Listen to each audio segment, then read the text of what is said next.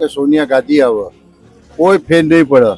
અહીંયા નરેન્દ્ર મોદીનો કરિશ્મા છે અને ગુજરાતની પ્રજા છેલ્લા 30 વર્ષથી ભાજપ કરે છે, એટલે કોંગ્રેસનો કોઈ ચાન્સ નથી. છેલ્લા 30 વર્ષથી કન્ટિન્યુઅસ ગુજરાતની અંદર ભારતીય જનતા પાર્ટીનું શાસન છે. એ ક્યારેય એ પાયો હજી સુધી ડગમગવા નથી દીધો. દરેક જેટલા પણ પ્રજા છે એની હંમેશા આ સરકારથી જ એક ખ્વાહિશ રહેશે કે આ કામ આ સરકારમાં જ પૂર્ણ થશે. પૂરું થશે એવો વિશ્વાસ છે તમને? એવો વિશ્વાસ છે, આ કામ પૂરું થશે.